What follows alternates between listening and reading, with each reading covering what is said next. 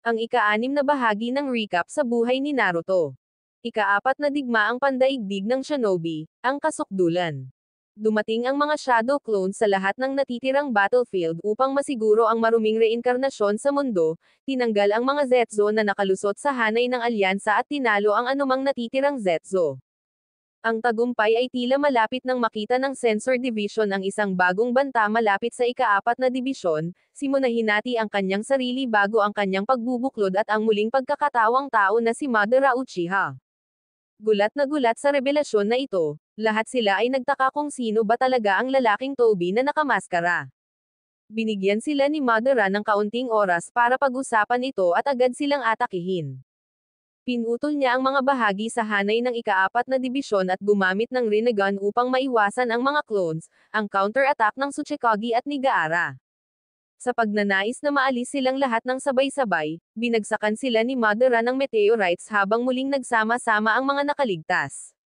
Sinubukan ni Madara na ipatawag ang 9 na buntot bagamat nabigo ito, naramdaman ng Fox ang pagtatangka at nag-alok ng ilang chakra upang tulungang labanan si Madara, mas pinili si Naruto kaysa sa Uchiha.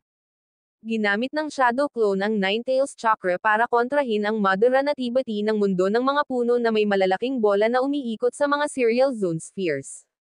Kahit na ang pinalawig na labanan ay nag-iwan sa clone na naubos pagkatapos, lumipat si Madara upang makuha ito ngunit napigilan siya ng pagdating ni Tsunade, ika-4 na Raikage at ang ika-5 Mizukage.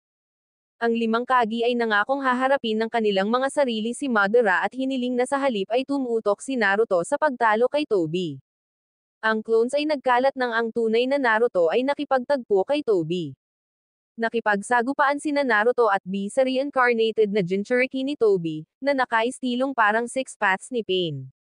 Sa oras ng pakikipaglaban si Naruto ay sumangguni sa isa pang Uchiha at tinanong kung sino talaga si Toby, na pagtatanto na ang kanyang kasinungalingan ay nakalantad na tumanggi si Toby na tanggapin ang anumang partikular na pagkakakilanlan sa paniniwalang ito ay walang kaugnayan. Hindi pa nakontento si Naruto sa sagot niya at nangakong babasagin ang maskara ni Toby. Si B ay pumasok sa Tailed Beast mode upang linisin ang nakapalibot sa kagubatan na naka-assign sa kanya at ito'y disadvantage kay Naruto laban sa reincarnated na Jinchuriki. Pagkatapos ay sinubukan niyang eselyo ang Jinchu para panatilihin ngunit pinapasok sila ni Toby sa version 2 form upang makatakas sa huling segundo. Ang tumaas na lakas ng Jinchuriki ay nagdulot ng mga paghihirap para kay Naruto at B, si Toby na sinamantala ang sitwasyon na muntik nang mahuli si Naruto ngunit naharang ng pagdating ni Kakashi at Guy. Ang kanilang pagdating ay nabalansi ang dalawang panig kaya't si Toby ay may 4 tails at 6 tails na pumasok sa Tailed Beast mode pati na rin ang 4 tails na nahuli si Naruto sa kanyang bibig, na nagpapahintulot na ito ay makipag-usap sa kanya. Ang 4 Tails na nagpapakilala sa sarili nito na may pangalang Son Goku ay nagalit sa paraang pagkontrol ni Toby ngunit nag-alinlangan itong magiging mas mabuti si Naruto, dahil ang mga tao ay palaging hinahangad na kontrolin siya at ang mga kasama nitong Tailed Beast. Iginiit ni Naruto na iba siya at naantig si Son Goku sa kanyang pagnanais na tulungan ito, sinabi sa kanya kung paano pakakawalan mula sa kontrol ni Toby. Nagawa ni Naruto na lumabas sa bibig nito, hanapin ang itim na receiver at alisin ito. Nagpasalamat si Son Goku kay Naruto sa kanyang tulong ngunit ipinaliwanag na hindi talaga ito maliligtas dahil nakatali pa rin ito sa demonyong estatwa ng Outer Paths. Bago ito hinela pabalik sa demonyong estatwa, ibinigay ni Son Goku ang ilan sa mga chakra nito kay Naruto at binati siya ng good luck. Nawalan si Toby sa paggamit ng isang Tailed Beast, pinilit ang iba na i-entertain ang Beast Mode upang matapos ang labanan. Sinabi ng 9 na buntot na hindi posibleng manalo si Naruto kung wala ang tulong nito. Sinabi ni Naruto na hindi siya handa na kunin ang chakra nito sa pamamagitan ng puwersa sa sandaling ito at may aalamin siya. Gayunpaman, ang naunang determinasyon ni Naruto na tulungan si Son Goku ay nagbigay paalala sa 9 na buntot sa maraming hindi makasariling bagay na ginawa ni Naruto sa kanyang buhay, at ang matyaga na palagi niyang ipinapakita. Ang 9 na buntot ay hindi na nais na salungatin si Naruto at sa halip ay nag-alok na sumama sa kanya bilang isang partner, na hinihiling na tawagin lamang ito ni Naruto sa pangalan nito na Kurama. Pumasok si Naruto sa sarili niyang Tailed Beast mode at nagpunta upang iligtas si Kakashi at Guy, pinalihis ang Tailed Beast Balls ng 5 halimaw. Ang Kurama Avatar ay nakipaglaban sa halimaw sa malapit na labanan na pumipilit sa kanila na pagsamahin ang kanilang mga tailed beast balls laban dito. Sinalungat ni Kurama ang kanila gamit ang isa sa sarili nitong tailed beast ball at pagkatapos ay ginamit ni Naruto ang Avatar's Tails upang kunin at alisin ang mga itim na receiver ng halimaw. Mula sa pakikipag-ugnayan, nakipag-interface si Naruto sa iba pang mga hayop na nagpakilala at tulad ni Son Goku ay nagbigay sa kanya ng mga bahagi ng kanilang chakra. Ni-recall ni Toby ang halimaw pabalik sa estatwa ng demonyo at kahit na inis ay nananatiling tiwala sa kanyang tagumpay habang kaharap niya sina Naruto, Kakashi at Guy. Sa oras na bumagsak ang gabi, gayunpaman ay hindi pa rin sila nagawang talunin ni Toby.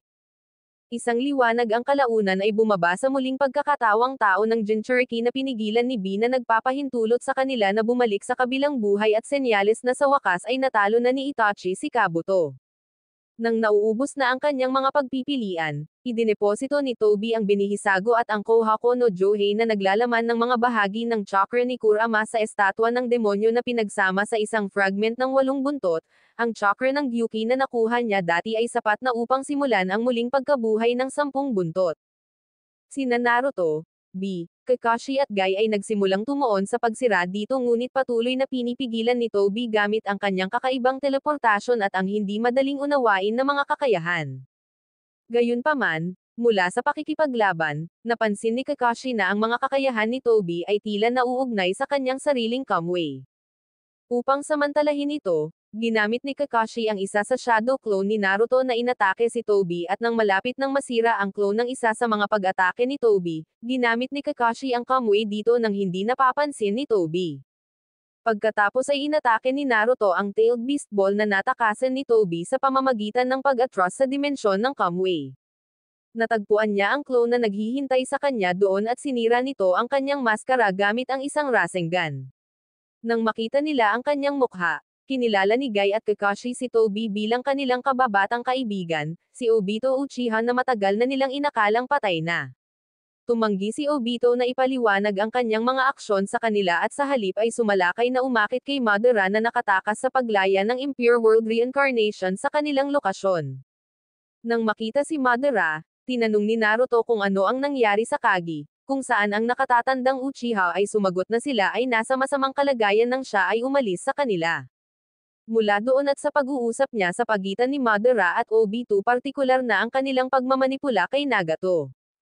Si Naruto ay umatake sa galit, naaninag siya ni Madara at pagkatapos ay sinubukang hulihin siya at si B upang ang 10 buntot ay muling mabuhay sa kumpletong anyo nito. Hinati ni Naruto ang kanyang atensyon, nilalabanan nila ni B ang kahoy na dragon ni Madara gamit ang kanilang tailed beast mode at isa sa kanyang mga shadow clone na sinusubukang tulungan si Kakashi na makawala sa paghahayag na si Obito ay buhay. Sinubukan ni Obito na kumbensihin si Naruto sa kawalang saysay ng paglaban, iginiit ni Naruto na ang pagprotekta sa kanyang mga kasama ay palaging kapakipakinabang kahit gaano man kawalang pag-asa ang mga bagay. Ang kanyang mga salita ay naglabas kay Kakashi mula sa kanyang pagkalugmok, na nagbibigay daan sa kanya upang simulan ang pakikipaglaban kay Obito sa kanyang sarili. Ang isang masiglanggay na lumikha ng isang pambungad para kay Naruto at B upang salakayin ang demonyong estatwa gamit ang isang pinagsamang tailed beast ball. Ang pag-atake ay dumating ng huli, at ang 10 buntot ay muling nabuhay. Sina Naruto, Kakashi at Guy ay muling nagsama-sama at nag-coordinate ng isang pag-atake ngunit ang 10 buntot ay masyadong makapangyarihan, sina Madara at Obito sa sandaling na-link nila ang kanilang mga sarili dito ay nakapag-deploy ng mga kapangyarihan nito ng epektibo. Bago pa nila mahalikan si Naruto at ang iba pa, ang pinagsama-samang natitirang kalyadong puwersa ng shinobi ay dumating upang tumulong. Si Shikako Nara na nakikipag-usap sa kanilang lahat mula sa punong tanggapan ng alyansa, ay nagsagawa ng opensiba upang pigilan ang 10 buntot. Bagamat ito ay nabigo, ito ay lubos na naapektuhan na sina Madara at Obito ay may 10 buntot na sirain ang malayong punong tanggapan na pinapatay si Shikako at lahat ng iba na nakatalaga doon. Ang mga kaalyado ay gumawa ng mga individual na pag-atake laban sa 10 buntot ngunit walang epekto at sa parehong oras ang 10 buntot ay nagsimulang nagpaulan ng mga kahoy na tuhog sa buong battlefield na pumatay ng marami. Nang ang isa ay malapit ng matamaan si Naruto, si Hinata ang kanyang katawan ginamit bilang kalasag at agad si Neji ang sumalo naman nito. Ang naghihingalo, si Neji ay bumagsak sa balikat ni Naruto na humihiling sa kanya na maging mas maingat sa hinaharap dahil may maraming buhay lalo na si Hinata niya ngayon ay nakasalalay sa kanya, at sa kanyang huling hininga nagpasalamat siya kay Naruto sa pagtawag sa kanya bilang henyo sa lahat ng mga taon na ang nakalipas.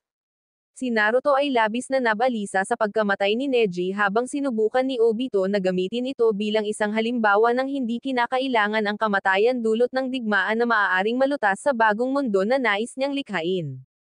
Ibinalik ni Hinata si Naruto sa kanyang katinoan sa pamamagitan ng pagpapaalala sa kanya ng lahat ng mga taong nagbuwis ng kanilang buhay upang protektahan siya at ang mga alaala ay maaaring iinsulto kung siya ay sumuko na ngayon. Habang nagpasalamat si Naruto, kinuha niya ang kamay ni Hinata at pinahiran siya ng ilang chakra ni Kurama. Ibinahagi ni Naruto ang chakra ni Kurama sa buong puwersa ng mga kaalyado na nagdaragdag ng kanilang lakas at pinoprotektahan sila mula sa pinsala. Lahat sila ay nagmaniobra sa isang pormasyon na sinabi ni Shikako na nakipag-usap sa kanila bago siya namatay at pagkatapos ay ginaya ang anyo ng isang ibon sa pag-alala kay Neji, matagumpay na tinanggal ang 10 buntot mula sa kontrol ni Obito at Madara. Pinilit na ipaglaban ang kanilang sarili, hinanap ni Obito si Naruto na pinupuna siya sa pag-aaksaya ng kanyang lakas sa pagprotekta sa iba. Sumagot si Naruto na ang pagprotekta sa kanila ay talagang nagbigay sa kanya ng lakas, na nagbigay motivation sa lahat ng nakikinig. Naramdaman nila na ang 10 buntot ay malapit ng umatake na sinubukang pigilan ni Kakashi gamit ang Kamui, hinarang siya ni Obito at nag-teleport sila palayo, naiwan ang iba upang matiis ang 10 buntot Tenpenchi. Pinoprotektahan ng chakra ni Kurama ang lahat ngunit nawala rin ito at nang hinang nangangailangan si Naruto na gamutin siya ni Sakura. Nang ang 10 buntot ay umatake gamit ang isa pang tailed beast ball, ang mga kaalyado ay nagtipon ng kaunting depensa na kanilang magagawa bago ito umabot sa kanila, gayunpaman ang bola ng halimaw ay biglang nag-teleport palayo at ang reincarnated na ama ni Naruto na si Minato na Makazi ay lumitaw sa gilid ni Naruto. Ang una, pangalawa at pangatlong Hokage ay dumating kaagad pagkatapos at kasama si Minato ay nagtayo ng isang harang sa paligid ng 10 buntot upang makulong ito. Dumating si Sasuke makalipas ang ilang sandali matapos ang dalawa kung saan ang kahilingan ng dating Hokage ay muling nagkatawang tao ni Orochimaru at ngayon ay sumalungat kay Obito at Madara. Ang kanilang kapwa no Kinin ay pansamantalang isinantabi ang kanilang mga pagkakaiba kay Sasuke at sumali sa puwersa sa paglunsad ng isang pag-atake laban sa 10 buntot. Ang payo ni Saiki na Naruto, Sasuke at Sakura ay nagpatawag ng kanilang mga signature na hayop, tumawag si Naruto kay Gamekichi upang direktang tumutok sa 10 buntot mismo. Matagumpay na napinsala ni Naruto at Sasuke ang braso ng 10 buntot gamit ang pinagsamang Scorch Release, Halo Hurricane Jet Black Arrow, Style Zero pero inalis lang nito ang braso para pigilan ang pagkalat ng frames ng Amaterasu ni Sasuke bago pa sila muling makaatake. Bumalik si Obito na nakapatong sa ibabaw ng ulo ng 10 buntot at tila gagamitin ang samsara ng Heavenly Life Technique upang ibalik si Madara sa pagkabuhay. Habang ang lahat ay nakatuon sa pagpapahinto kay Obito, hindi maiwasan ni Naruto na mapansin ang mga handsil na ginagamit niya ay iba sa ginamit ni Nagato. Sinubukan ni Minato na putulin si Obito ngunit nalaman niyang huli na ang lahat ng tinatakan ni Obito ang 10 buntot sa kanyang katawan na naging Jinchuriki nito. Salamat sa panonood, magpatuloy sa ika-7 bahagi. Ang kapanganakan ng 10 buntot Jinchuriki.